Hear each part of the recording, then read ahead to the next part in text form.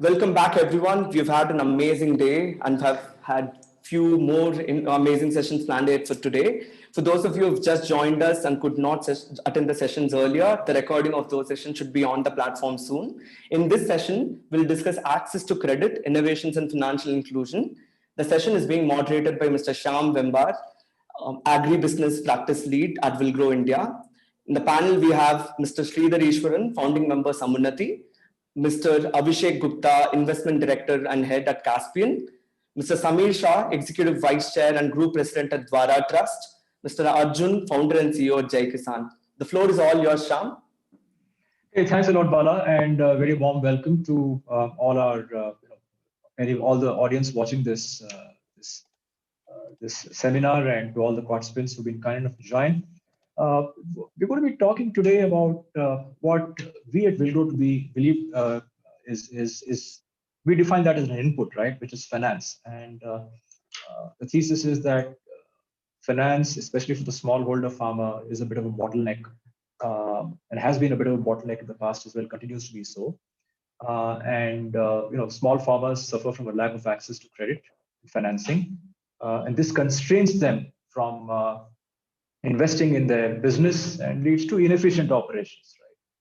And this has often led them to borrow from unorganized and local sources at very high interest rates, and often with very negative consequences. And we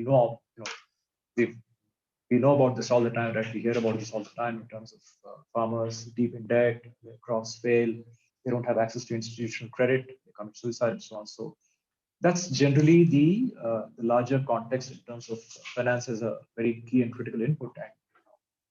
And why is there this lack of access, or is there a lack of access? What kind of solutions are there? So that's broadly the thesis that we will examine today with this very erudite and well-informed panel, all of whom are deeply involved in solving this problem and are involved in solutions.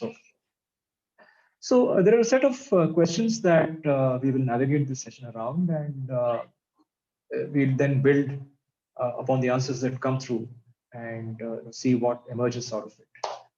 Now, so the first question that I have is, and Samir, if you could take this up, what are the root causes? I talked about this lack of access, right, or relative lack of access of the smallholder farmer to credit. So what are the root causes for this lack of access? And are there any structural issues in the ag economy that cause this? Thank you, Shyam, and thank you to Will Grow for setting up this session and along with my co-panelists. It's a pleasure to be here. So I think let me just preface my comments by saying that the farmer in India, or at least the smallholder farmer in India, is a unfortunately fairly unique businessman, and I use the word business and unfortunate at the same time, because we should recognize that at the end of the day, this should be a vibrant business.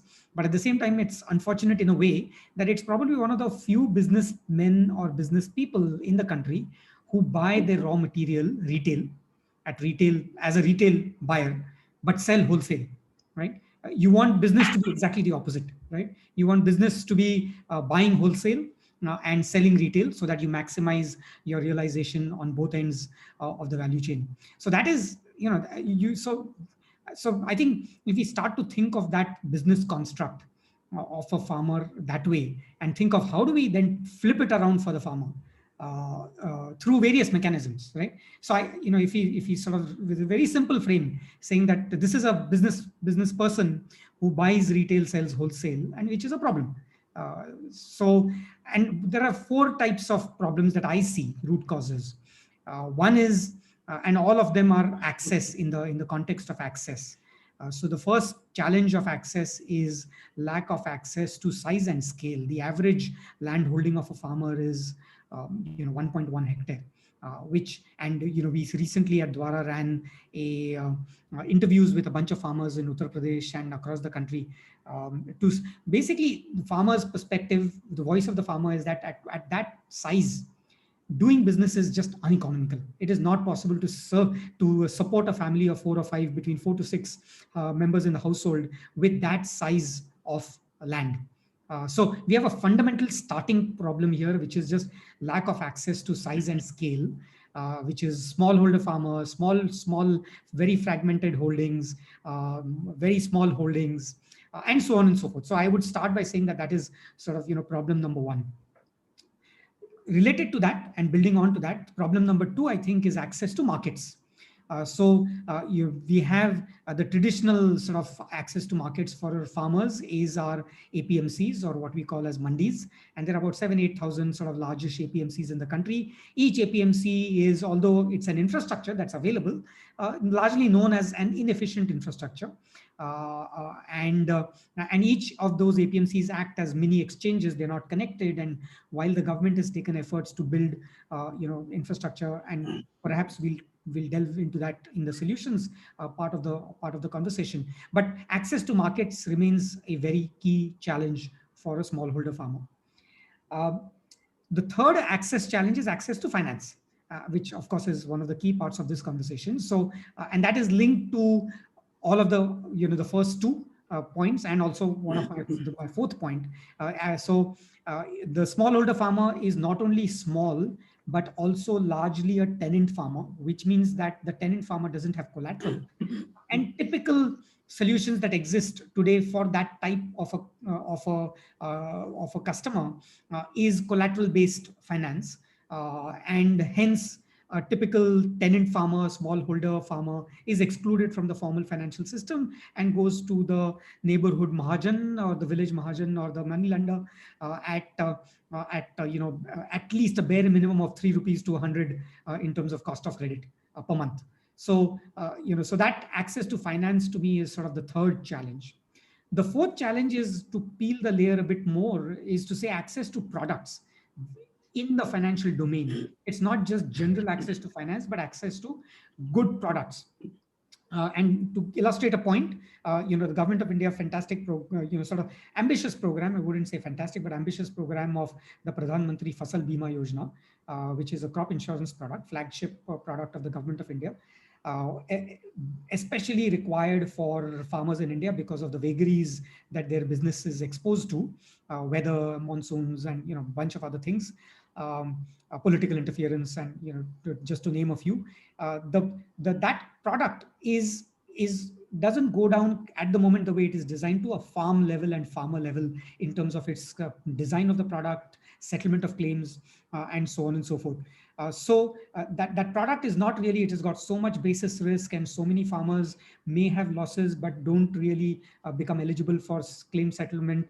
So a very critical product that is required for the farmer in the form of insurance is, in my view, an inefficient or poorly designed product. And of course, there is work in progress to fix that. But it is, and hence the farmer, because an insurance product is ill-designed, has no recourse but to use credit, and that to informal expensive credit, to solve a problem which should have been solved by a much better insurance product. So I would say that these are the four, at least, starting thoughts for me in terms of challenges, root causes of access.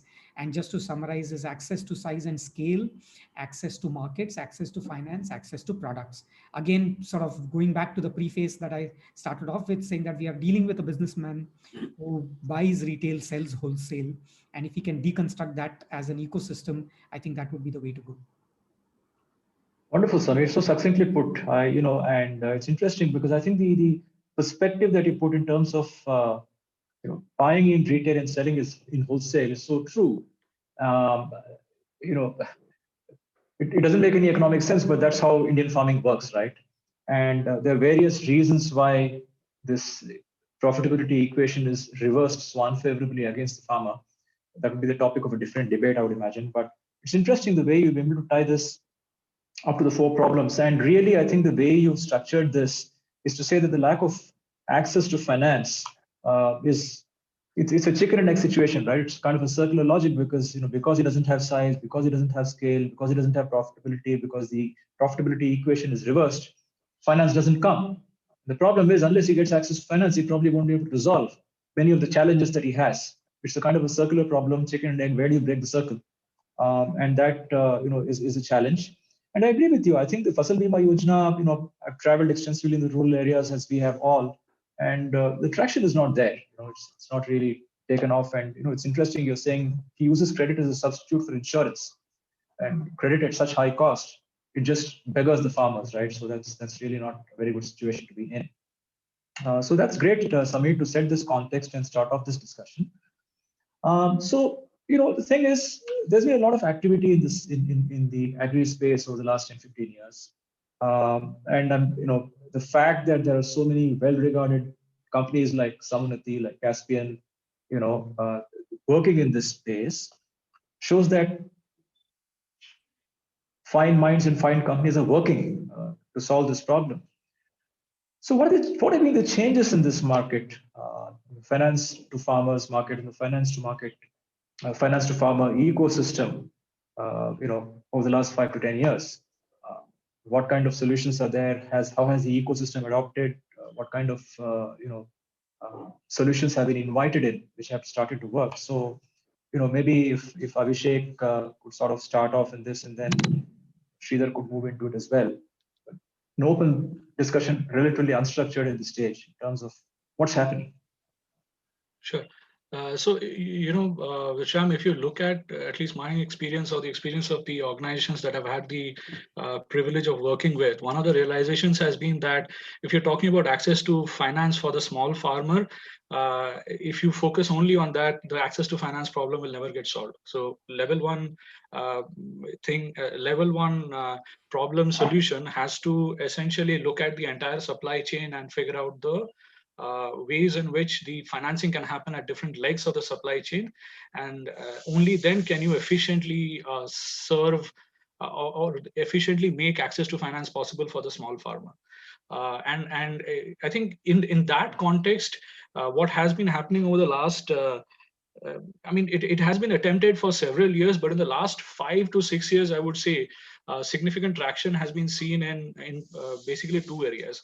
The first part being the point that Samir raised about the disaggregated small land holdings. There has been certain geographies in India, certain state kind of initiated by some states, sometimes private organizations, that farmer producer organizations are becoming more and more a reality. So we have a larger number of organized farmers today compared to what we had about say 10-15 years ago. So from that, but it's a long distance to go, but the good part is that several, I think 20 years of efforts in creating farmer aggregation through the farmer producer model is finally taking shape, because both the public and the private entities are helping create capacity of farmer organizations to aggregate. The other side that is also happening is, and like everybody out here on this panel and the audience would also agree, is that a lot of innovative companies, what we call startups, ag tech companies, have been coming up in the last I'll say 3 years or 4 years, though a lot of companies have come up before that. So, and they are pegging at the problem at different, angles. So there are some people who are trying to provide data for providing insurance to farmers, like, in order, for example, the insurance companies to provide proper insurance product to farmers. There are people who are linking the supply chain. There are people who are evaluating quality at the supply chain and, providing enabling market linkage to happen better. So I think the good part is that over the last 5 to 7 years, a lot of positive movement has happened at the aggregation level and at the the other ends, wherein we can make where we can chip away and make access to finance easier for the farmers. So I think that's what I would say at this point of time, Shyam. Yeah, that's great. I think what you made this fundamental point that it's interesting, right? It's not something that is obvious to most people. I think that when you think of solving the problem of access to finance for the smallholder farmer, the solution would necessarily have to be at the conjunction of the farmer and the institution providing the credit. But doing so by itself isn't going to help, because if farmers' access to the other parts of the value chain or the supply chain are not facilitated through money, it's not going to get anywhere, right? So it's as good as sinking money into something that won't work for him. Very useful point. And basically what you're saying is you can't solve a finance access problem to the farmer in isolation of other interventions. Some of them could be financial interventions, some of them could be non-financial interventions. I think you brought up the example of quality assaying and things like that to smoothen the path of the farmer from the farm gate downstream towards the consumer. But I will pick up on one point that you made, which is fundamental, which also addressed the first problem that Samir outlined in his opening remarks, which was the lack of access to size and scale. Right? And you said that the size and scale problem is being solved by FPOs and FPCs, aggregating demand and aggregating capabilities and creating size in that way. Arjun, I know you mentioned that this is an area in which you guys work in quite extensively. So would you like to sort of give your perspective in terms of how this entire FPO FPC ecosystem is being enabled and some of the ways that you've been involved in it? Sure. Thank you. Thanks, Sean. I would just like to kind of take a step back here and just kind of throw some light around, what is the fundamental reason why the access to finance, in addition to that chicken and egg story that you kind of mentioned, exists for these farmers. They can be small or medium sized, right? Primarily, we believe here at Jai Kisan that this is because, number one, there are very high acquisition costs of being able to acquire this particular small or medium farmer in the hinterland of the country. Now, even if it's a small farmer, medium farmer, or a large farmer, the acquisition cost is the same. That's one. Number two, there's a significant lack of data to be able to verify that particular farmer and that profile in a quick and cheap manner. And number three, and most importantly, which is what makes every lender skeptical about acquiring these customers, is the unknown lifetime value around that customer. Right? See, it's a very high acquisition cost, Sham, also for acquiring customers in Malabar Hill or in Cuff Parade in Mumbai, right? But banks are very excited about acquiring these customers because the lifetime value is very, very well defined.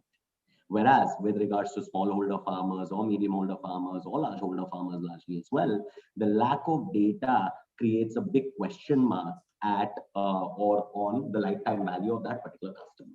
Now, when these customers start aggregating themselves or start working in formal models alongside, one of the largest innovations that have taken place in the country by this administration largely, right? The farmer producer organization, the farmer producer company.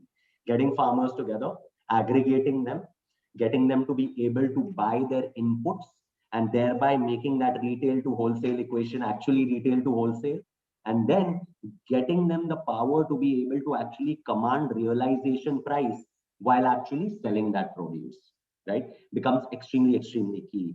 Now, as we are able to fundamentally access farmers who are operating in slightly more formal models and in an aggregated model, you're able to kind of remove the first problem, which is high acquisition costs, because now you're acquiring 500 farmers together rather than just one, right, in the middle of the hinterland. Number two is the lack of fundamental data around this particular customer. Again, you're getting this data because they're being able to transact with higher velocity and in a group setting. So the data is much more in, while being quantified as well. And lastly, and most importantly, is the lifetime value, right? You're being able to actually map out their lifetime value because as a precursor, you were able to shift that equation of going from retail to wholesale. And they're actually now being able to gain the realization of their produce in the right manner, right? Which again is being recorded by this entity called the farmer producer organization. And thereby the data flow becomes more seamless as well. And thereby a fintech platform like us, who is fundamentally providing digital financial services to individual customers while leveraging the value chain. It can be farmer producer organizations, it can be input sellers who sell inputs to farmers, right? Or it can be small companies who are procuring from farmers in a contract farming manner, or large companies who are procuring from farmers in a contract farming manner, right? But lend to the farmer, not to those companies, right? What we've seen previously over the past 10, 15, 20 years is that most of the PSL credit or agri credit, right, goes to either corporates or the MSME. It doesn't flow down to the farmer to be able to digitally or financially include them. So we see very, very funny cases, right? You see a AAA rated company who's dealing with 10,000 farmers over the past 5 to 10 years. And these farmers are taking these inputs and then getting this marigold and selling it back to this company, right? Over the past so many cycles, but they still do not have a credit score. They're such disciplined borrowers or customers or producers, but they still do not have a credit score because the loan is officially not in their name. So how do we kind of move that directly to the customer to be able to get finance democratized, number one, but also the power of finance and the decision making at their level as to where they want to buy their input and where they want to sell their produce is what tech platforms are working towards, and till now have done a fairly good job in doing so while working very closely with the ecosystem, much like FPOs and FPCs as well. Wonderful. So here's the another, what I love about this discussion is that I think each speaker has brought in a layer to this discussion, which sort of gives it a whole new dimension.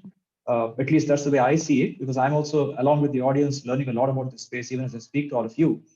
Arjun, you brought in acquisition cost of the farmer, which is fine. Lack of data to validate and the unknown lifetime value could act as constraints for farmers to be able to access credit, right? And again, this is not something that for most people outside this space and outside this industry, these are not some obvious truths, right? And everybody knows subliminally that yes, farmers are credit poor, they don't have data, they don't have collateral, and so on and so forth. But the way in which some players in the industry structure their thoughts around this is interesting. And an approach that you outlined in terms of democratization of finance, going through the FPO FPC route and aggregating such that data layers are built up, validation can happen, lifetime values can be calculated, and farmers who have been repaying honestly for 10 years end up having some kind of a quasi credit score. I mean, who would have thought that some of the solutions to creating access to smallholder farmers to finance would lie down this route? These are very interesting thoughts. And since you did mention that Jai Kisan is a startup working in this space, I'd like to now pivot to Sridhar. Someone does so much of work, right, with FPOs, FPCs. Someone itself is a renowned startup in this space. Sridhar, what's your take? I mean, when you say, what are the kind of roles that startups are playing, facilitating financial access to farmers? What is the interplay or the nexus between fintech startups and the FPO space? And is there any role to play in this integrated ecosystem in terms of building up some kind of an institutional framework to solve for this problem? So what's been your experience? What are your thoughts, Sridhar, on these aspects? Yeah. Thanks, Shyam, for the opportunity, and thanks to Big My co-panelists have already covered, and especially Samir spoke about all the challenges, and Abhishek took us to the FPO movement, how it is really shaping up. And definitely Arjun also spoke about the challenges and also the the cost of acquisition and data. Now, if you look at we at Samunnati, we only work in the agriculture value chain, and in India, 80 to 85% of the farmers are small and marginal farmers. So if you look at in terms of one of the major challenge, what Samir spoke about, the access to finance, technology, markets and all, one major challenge what we also saw was the change management at the farmer level, because they are not used to any of the technologies. And one of the important thing why they are averse to this is that is the only source of income for them, right? And if you go and tell them you have to use the new tools and techniques, the package of practices have changed. So there is a risk aversion from their side, saying the only source of income, that also will be difficult for them. So what we at Samunnati do is we actually work with the FPO and try to get all the technology tools available to the small and marginal farmers. So just to tell, if today a member farmer doesn't know, okay, what the yield is going to be, right? And also as a banker or an NBFC who is going to give a finance, they also don't know in terms of whether the farmer is actually doing that particular activity in his farm, whereas the loan is already been extended. So what we do is through the technology platform where we do the geotagging and the geofencing, and we are also able to take out a report for the last 3 crop cycles in terms of what the activity the farmer has done in that particular piece of land. So today, earlier, the banker were not able to have all those technology. They just have to go through the basic land records, what the farmer gives, or the CIBIL record, what we do. But nobody has access to the land. So this is one thing where the tech has played an important role, and bankers can go and actually check in terms of how the activity has happened in the farmer land for the last 3 crop cycles, what harvest has been done. So there is a report which is available. Based on that, you can take a real credit decision on that. Talking about the technology, if you see today, there are a lot of package of practices, new techniques available through the FPO, which we reach out to the farmers. A farmer today, if there is a pest attack, he can just take a photograph of that pest attack and send it. So within half an hour, there is an agronomist who is calling him and giving him what solution that he has to apply for, which was not there 4 or 5 years before, right? A farmer was dependent on the local input shopkeeper who will just give him some solution and he will say spray it the way you want. So these are some of the things which was not there earlier. The technology has really enabled all this. Today on harvest, right? A farmer was not able to know in terms of where to sell the produce, right? There is no market information available to him. So you need to just go check with 4 or 5 mandis and find out what the price of the commodity is, right? So today with the FPO, we are able to communicate, disseminate through an SMS or a voicemail to all the member farmers saying, this is the price that we are going to buy. So you can come and sell it to us. So the technology has really enabled all these things. And also it has enabled the bankers and the NBFCs who can actually monitor the entire activity rather than just giving a working capital or a term loan. Through all these tools and data, the banker can actually monitor each and every activity so that they are able to take a wise decision. And also you don't have to wait for, after 90, 120 days when the crop cycle will happen, whether actually there is a pest attack or the farmer has already sold it.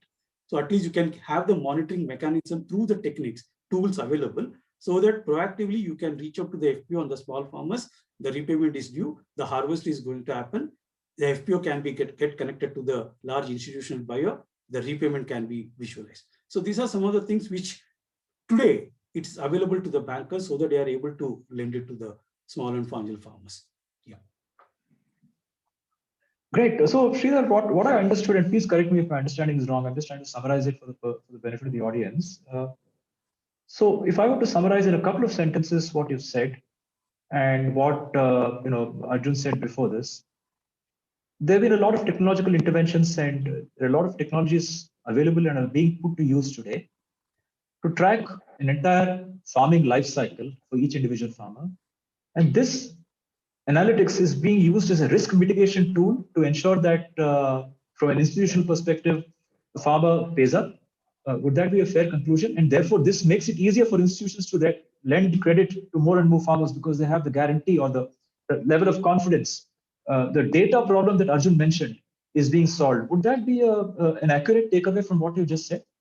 Yeah, that is the actual thing, because earlier we were only looking at a KVC or a CIBIL and we used to do the lending. Today, you don't have to just look at those. You can also get into the land details of the member farmer in terms of what crops that he grows and what is the yield that is expected. That helps you in terms of what is the quantum that you can give as a loan. So the data is something very important from the land. That's what is important, right? And you don't have to actually depend on the farmer's capability of selling the produce. You yourself can connect them to the mainstream market to an FPO and tell them now there is a buyer which is available to buy your commodity at this price, so that the entire activity can be done so that your repayment as a from that particular transaction happens. Yeah, so that's what it is. Okay, and this question is actually addressed to anybody in the panel. So sorry, go ahead, Samir. I'm sorry. I was just supplementing what Sridhar said and to Arjun's point, which is that what was a problem earlier or remains largely a problem right now, which is a lack of ability to estimate credit worthiness of the farmer because the collateral doesn't exist and data doesn't exist. Now, with the new sort of emerging solutions, data has now become the collateral, right? So it's unlocking several activities, which is quite fascinating. I mean, it's easy to say we all live in a data world and data is the new oil, but this is really the sort of the best use case for data being the new collateral for smallholder farmers. Data is the new collateral. That's brilliant. I'm going to use this whenever I get a chance. Thanks for that phrase. Now, I'm going to ask a question which any of the panelists can answer, which is, I think what has come out in the last 10, 15 minutes is a lot of movement. Technologies are available. They are being put to use, to de-risk, to this lack of data to validate is less and less of a problem, and so on and so forth. So two questions. One is, over the last 10 years, if one were to put a number in terms of, let's say the unit that you're trying to measure is access of smallholder farmers to credit, right? And on a scale of 1 to 10, if the smallholder farmers in India were at, let's say, 2 or 3 10 years ago, where would they be on the scale now? I know it's probably not a very good question, but I'm just trying to deliberately simplify it so we'll know which way the needle has moved through all these technology plays that are happening, interventions that are happening, so many companies working in this space. The needle has definitely moved. Let's say, what is the scale of the movement? I mean, is there a sense of getting us, can we get our head around that? I mean, I don't know if it's significantly better, slightly better, and I'm struggling with that. How? So maybe I'll go first, and then I'm sure co-panelists also have lots of insights on that. I think we have certainly we've started moving in the right direction. I don't think the needle has moved significantly, but it's certainly moving in the right direction. There's no question about that. But it's a large set of customers we're talking about, large set of consumers we're talking about. So it'll take a lot of doing before the needle visibly and substantively starts moving. But I'd also like to make another point that, perhaps the question should also be, because credit and finance is a means to an end, right? It's not an end in itself. And I think that's where we sometimes miss the big picture, which is to say that should we be starting to measure how is farming as a business? Is it becoming more profitable? And start to measure that as a fundamental metric, rather than micro questions around access to credit and so on and so forth. They're all important, but they fit into a larger picture. And if you see data there, even today, is very, very worrying. Farming is not a profitable business. There are more farmers who are leaving that business than who are joining the business, and so on and so forth. So I do think that the more critical question to look at is, have we moved the needle on making farming a profitable business? Yeah. Great. Any other thoughts? Yeah. Adding on to what Samir already said, if you as a banker only look at access to finance, then I don't think you will be seeing a significant impact over there. What's important is, along with access to finance, if we are also able to engage with the smallholder farmers through the FPOs or other cooperatives on their institution development and capacity building, that's where you can see the trend that goes up by another 10 to 15%. So it's a journey in itself. It cannot happen overnight. It takes time. But I think as a NBFC or a banker, if you are looking only at access to finance, you will be satisfied with whatever the lending that you do. But if you really wanted to make an impact, if you really wanted to see, how the structure is changing, then I think there is a lot of investment that has to go into institution development and capacity building, bringing them the latest technologies, tools to the smallholder farmers. Then you will see the difference. It's happening, as Samir rightly said, but it will go up slowly. Yeah. So, I mean, again, let me just jump shift. in here very quickly. Sorry. I think, Yeah, please, Arjun. one of the largest mindset shift that needs to take place is that we need to start looking at this space with cash flow based lending as well. Right? Till now, it's always been collateral based lending. In urban India, when MSME lending, when individual lending really took off, that was when lenders started looking at cash flow based lending. The way you're able to do that is a stepwise process. Right? Number one is you need to start aggregating that data, which started 4 or 5 years ago across rural India primarily, with these agtechs really taking off and this ecosystem really taking off. Unfortunately, in step one, you start aggregating data, there's a significant amount of noise in that data, right? And then you need to start kind of creating a better pipeline to get better quality commerce or better quality data as well. Yeah, which then you need to see some sort of churns on to be able to finance, right? So that time is coming now for that data to get validated enough or get clean enough where lending can happen on the basis of the vintage of that repetitive action, right? So I think the combination of two, and as everyone has mentioned, right, that process has started off. The financing inflection, I think, is to come, but to come very, very soon as well. Great. So I also, I think I'll just segue into there's a lot of active interest from the audience and a fair amount of questions that are coming up. So I think I'll dip into a couple of them. Some of them are general questions, some of them addressed specifically to members of the panel. So there's a specific question that's addressed to you, Abhishek. What are some of the financial models you would suggest to help smallholder farmers? That's a specific question addressed to you. Sure. So I think Sridhar is the best person to answer that. But because we don't finance at the farmer level, we finance companies that then work with farmers either as a financier or service provider. But we've seen some models that actually enable access to finance at the farmer level through these companies. So, for example, we funded companies like SkyMet and Nairuti, who essentially gather data on multiple factors, essentially, which is then repackaged and provided to insurance providers to provide the appropriate crop insurance to farmers. Now, does this process work efficiently? The answer is no.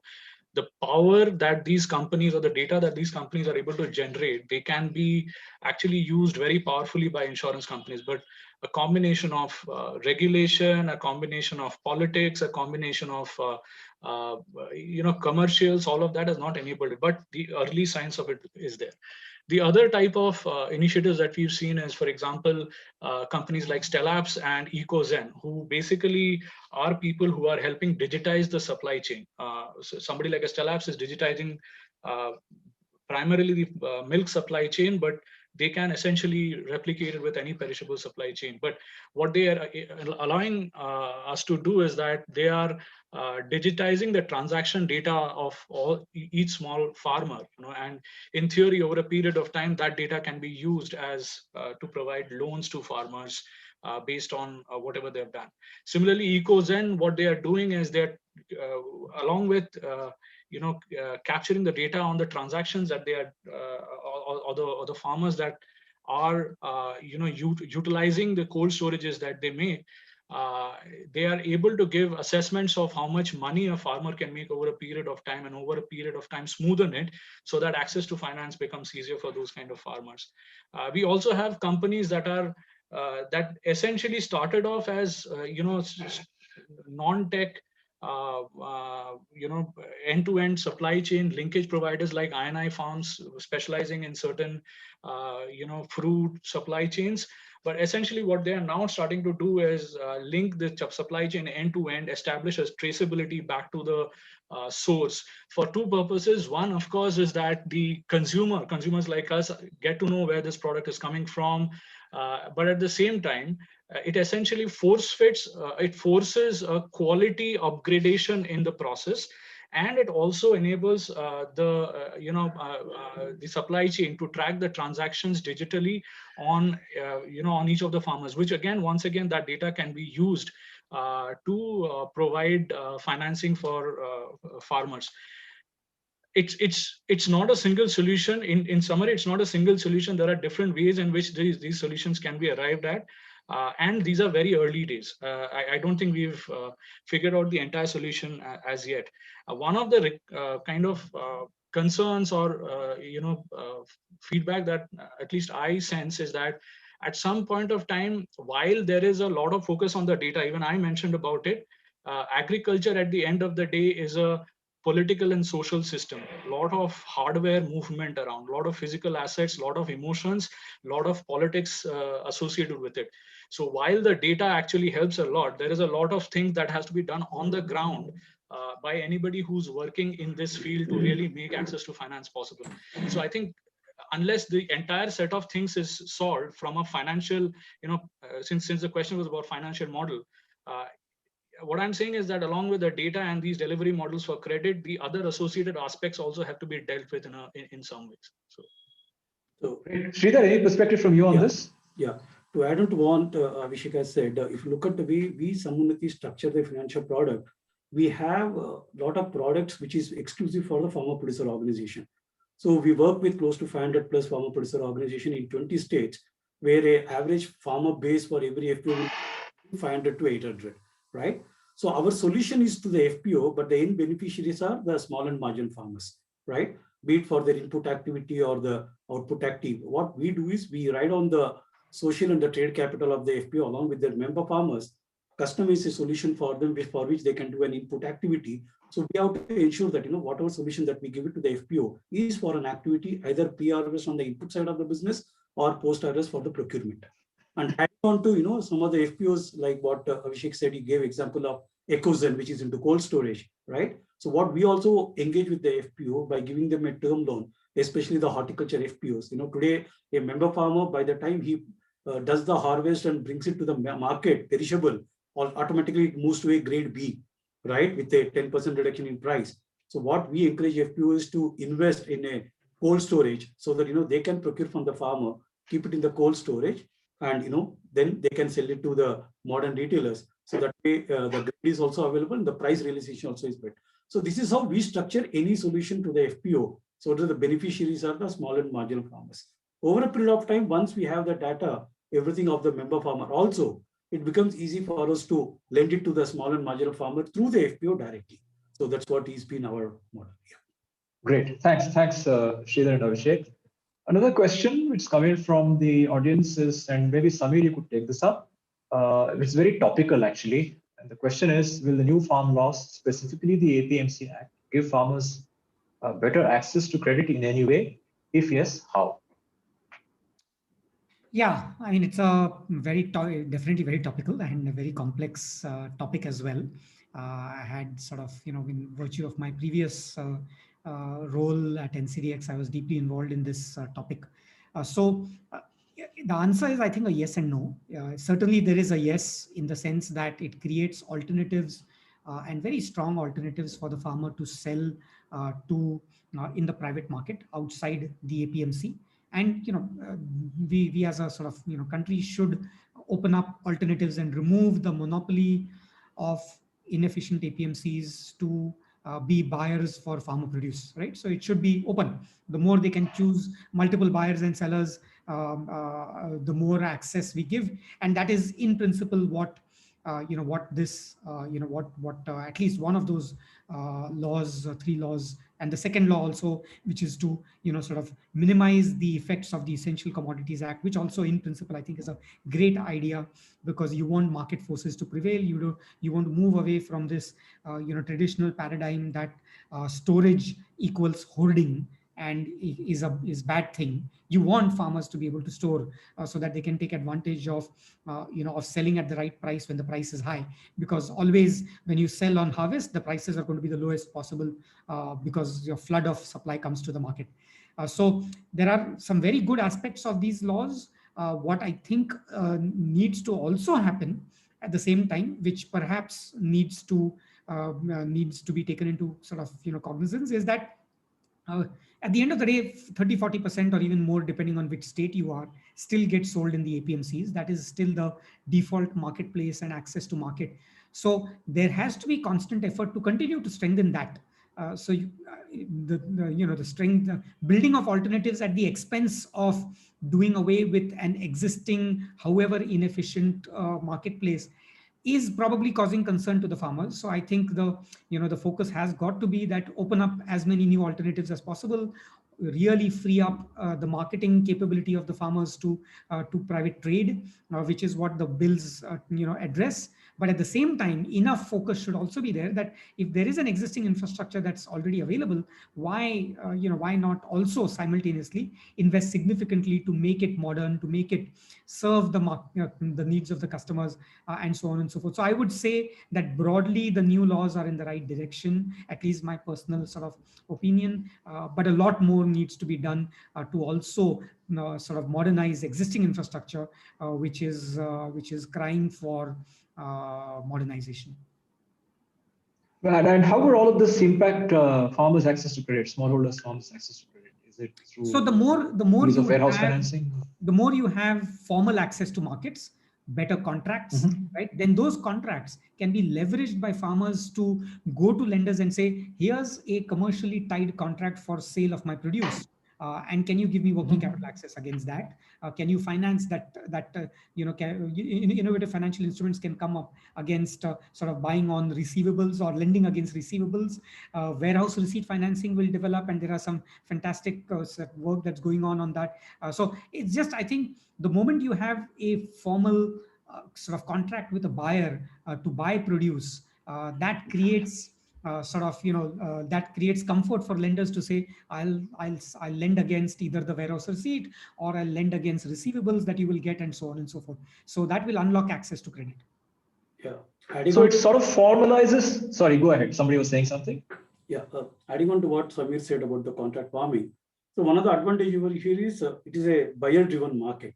So once you understand the buyer's requirement, it becomes easy for us to go to the supply side and keep them ready in terms of this is what is the buyer who is going to buy, right? And you deploy the entire tool at the farm level, say with say 500 farmers, right? And you give them the package of practices and you give them the entire input start to end, and you put the tool, right, including the what solutions has to go. And if it on harvest, if it meets the parameters of the buyer, it becomes easy end-to-end transaction and you are able to connect everyone. So this is what is going to be important. And as a lender, access to finance becomes much easier because you are monitoring the entire activity and there is a ready buyer who is actually buying the entire commodity. And here what, through the tool, we bring in, as Samir said, a traceability also. Today, looking at the way the food security is, traceability is going to be a big important dimension over here. So we bring in traceability at the farm level. The produce come from which farmer, you can trace to that extent. Yeah. So this is what is going to be the game changer. Yeah. And benefit to the Great. So I mean, if I want to summarize this, I would probably say that what the new APMC Acts would do is over a period of time formalize market access to the for the small farmer in a way that can be used to collateralize the debt that they'll take on. I mean, that's a one sentence kind of an answer to the stuff that you guys have said. That's great. Another question that's come up and addressed specifically to Arjun and Sridhar is how can agri-tech startups collaborate with, and this is a great question, how can agri-tech startups collaborate with larger financial institutions to mobilize finances for small and marginal farmers at scale? And if I can just add my bit to this question, I've been feeling for a while as well that, if you want to make this, I think Samir and a couple of others made the point that change is happening, but happening very slowly, right direction, can't quantify, right? It's very slow. How can you move the needle faster, right? And I believe that creating partnerships, ecosystem partnership, and institutionalizing this in some way is key. So if Arjun and Sridhar can sort of figure out how could advise on how agri-tech startups could collaborate with larger financial institutions to create scale. Sure. Thanks, Shyam. So I think we are in a very interesting situation with regards to this because we are a facilitator, right? We work very closely with large financial institutions across the countries. Across the country, this can be banks. We work with DFIs today too, and we work with NBFCs, and we help facilitate capital from them to farmers who transact with either agri-tech startups or old school value chain companies, basically, right? What we've seen is that most of our financial institution partners prefer working with value chain businesses rather than agri-tech companies, right? About, if we say we work with 100, about 95% of them would fundamentally be old school value chain businesses, 5% would be agri-tech startups, yeah. And why is that? And the 5% have achieved significant scale, frankly, right? And that's when you start working with them.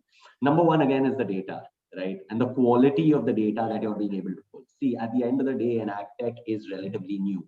Yeah. So the vintage that they have with that particular farmer is much lesser than, an Artia or, private limited company that is sourcing in the Nilgiris for the past 15 years from these farmers. Yeah. So the vintage, the data largely. Number two is the ownership around the farmer and the ownership around the processes that are being given to the farm, right? Which is where obviously, being a tech company, there's a more hands-off approach rather than hands-on approach. And I think that alludes to a lot of what Abhishek was saying as well, which is that you need to have people or resources on ground creating some sort of touch point with that particular customer or farmer. Otherwise, it becomes very hard for a financial institution who's sitting in XYZ metropolitan city of the country to sit and underwrite a farmer in the hinterland basis this agtech startup that's based in Bangalore, Bombay, or Delhi, right? With the data that they're providing to them. Comparative to a business who is headquartered in that particular taluka and their farmers operate within 20 kilometers of that particular taluka, right? So the control that that particular private limited can deploy on those farmers on their growing practices, on their market linkage is significantly more than hands-off kind of a tech model. And that is where we've seen tech models that have operated more in a digital manner work extremely well at the ad tech kind of landscape. And then obviously, other than that, you have the Croppins and the Stat Shores, etc., who are doing fantastic work at the macro scale of things, right? But to be able to kind of lend specifically to particular borrowers, you need to be more at the micro level of things, fundamentally businesses that are either selling to farmers or buying from farmers. And there the expectation would be that they have some sort of touch point with the farmer on the ground, at least as well. Yeah. Great. Sridhar, your take? Yeah. To add on, at Samunnati, we already have a platform called Samaram, where we have 100 plus AgTech companies collaborated with us.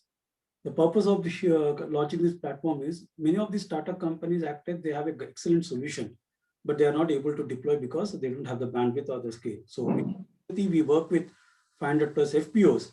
So it's easy to collaborate with them. So what we do is we understand the platform and the product. And if it is really beneficial to the FPO or the smallholder farmers, we take it to the FPO.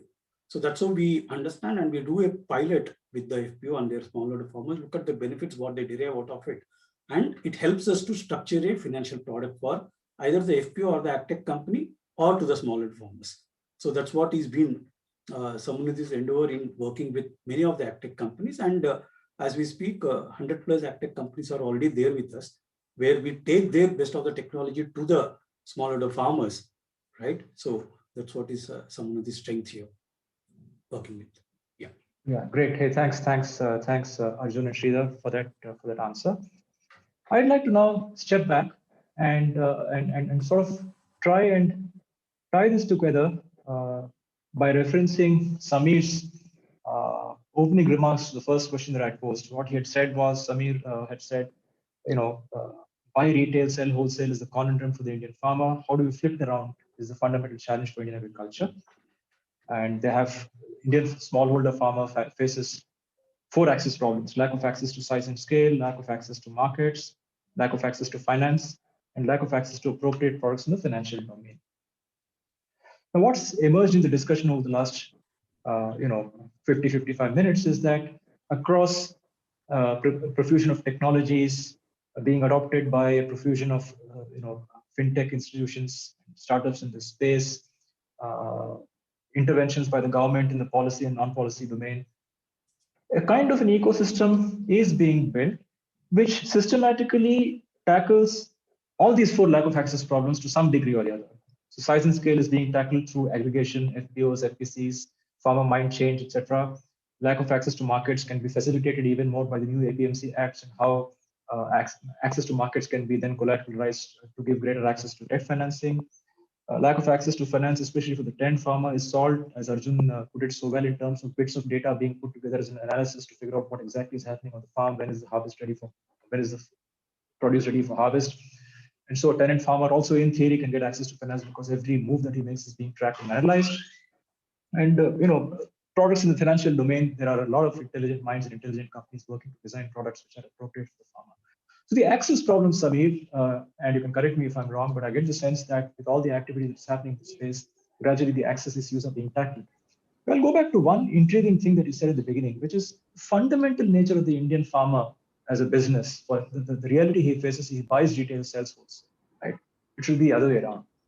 I'm curious to know what your thinking is around this. So all the flurry of activity that is taking place, which is, I think, slowly but steadily solving the access problem and thereby giving access to credit for the smallholder farmer, is it actually doing anything to flip this equation for the farmer in terms of buying retail and selling wholesale? Yeah, no, I do. I think it is flipping that equation because what is happening is that through the aggregation, the farmer is slowly moving from buying retail to buying wholesale. And through better traceability, better produce, better access to markets, is getting closer and closer to selling to the end consumer, and hence selling retail.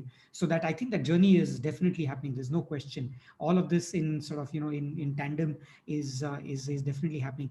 I just like to add, so I definitely see it happening. To answer your question, I just like to add that in addition to all of the things that we talked about in the panel, which are all very exciting things, I'm truly bullish about sort of the future of agriculture in India. But what is one thing that could really be a game changer? And I'd like to go back to the technology industry that developed in the early 90s, early 80s in India. And one thing that is not lot of formal importance given to this aspect is the role that organizations like NASSCOM played, right? In the early days, right? So the tech was it was mushrooming. You had, call centers, small sweatshops, small development centers, outsource centers in bunch of locations, starting with Bangalore, Hyderabad, Pune, and, sort of Mysore and, all of that stuff. But really what gave that industry a real formal status in the world was institutions like NASSCOM. They almost became incubators, accelerators, all of that put together. The agri industry solving this problem needs to have a full stack thinking, right? And that full stack thinking needs to act in concert.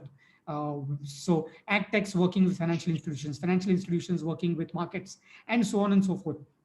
Policymakers facilitating all of that. And it does need a lot, specialized agricultural think tanks, institutions that really anchor this innovation at scale. So that's just it's an idea, and I do think that otherwise you'll just have lots of subscale partnerships and not working in concert. Okay, thanks, Samir. And with that, I think I need to now. We just got a couple of minutes remaining, so with your permission, I'll move to close. All good things come to an end. It's been a wonderful panel discussion. I've learned a lot. I've enjoyed the conversation, and I think what's really interesting for me when I look at it is that some of the phrases that stand out, which actually are true, is in terms of the data is the collateral. How do you increase the access to various, solve the 4 axis problems for the smallholder farmer, thus giving him access to credit. But the most important and exciting aspect of the whole of it, which has come through from the panel, is that digital technology and startups are it's not just that they have an opportunity, they're an absolutely integral part of the solution. They need to be there. Samanati is there, doing great work. Jai Kisan is there. Caspian is there. You guys are practitioners. Dwara is there. And I think it's for any entrepreneur listening onto this session, it just brings home to roost the entire gamut of possibilities that are there for intelligent and innovative interventions in this space.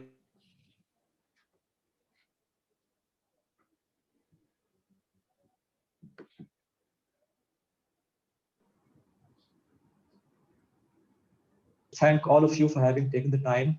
Sridhar, Abhishek, Samir, Arjun, thank you so much for taking the time and presenting your views, and for having what has absolutely been an extremely enriching and informative session. Thank you very much indeed, and over to you, Bala. Thank you so much, Shyam, and thank you, Sridhar, Abhishek, Samir, and Arjun, for such an engaging discussion. I'm sure this was super helpful to all our participants. Up next, we have 2 interesting sessions coming up, which you don't want to miss. A session on funding schemes from BIRAC and a masterclass on global innovation trends in agri-tech. Please head to the networking lounges to meet our friends from Unido and PwC India right away. Thank you all. See you again soon. Thank you.